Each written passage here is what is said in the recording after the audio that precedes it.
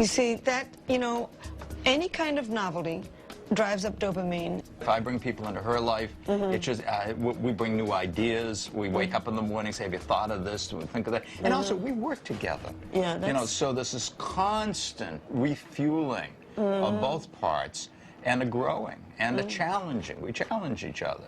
The news is that you can remain in love with a long-term partner that you feel deeply attached to, something that most people around the world don't believe can happen.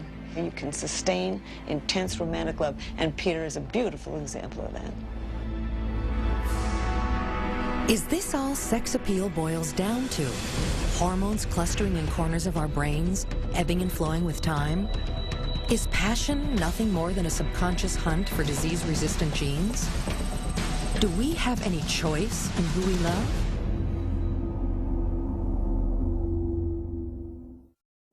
Masculine, feminine.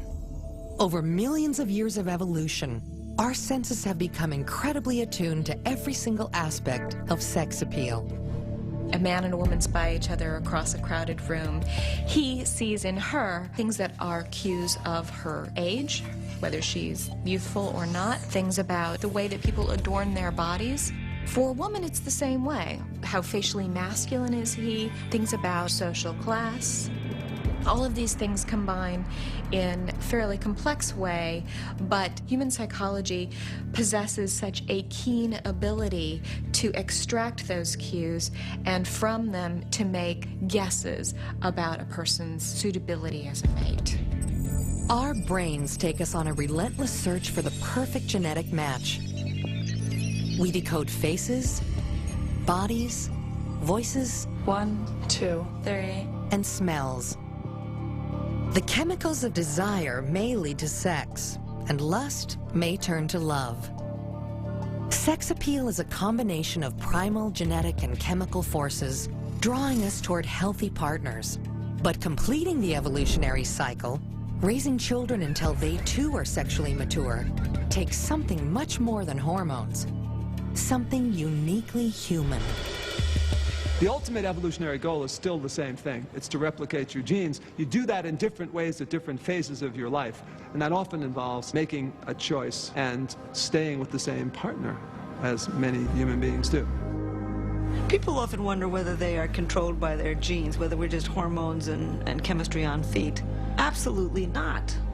You make decisions with your life. That's why we evolved this giant brain, in order to make decisions. People say no to alcohol, they say no to gambling, they say no to drugs, they say, yes, I'm going to work harder, yes, I'm going to stay in this relationship. The human brain, the beginning and end of sex appeal. First, it drives us subconsciously toward the best possible mates. It buzzes with chemicals as we fall in love.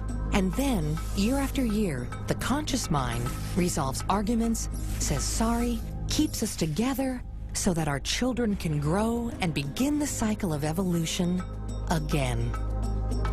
It's a decision. People have to decide if they want to be with that person.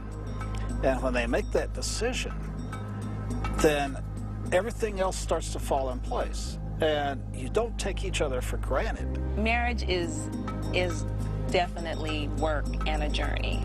It's not an overnight success thing. You got to work at it. It's the family that you pick. I mean, you don't have any choice of your own family. You're born into it. But you do have, hopefully in most cases, a choice of who to be with once you become an adult. Yes. I love you. I love you too.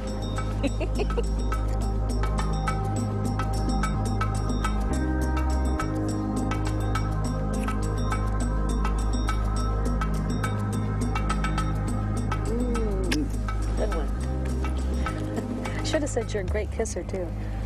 Shh, don't get the word out.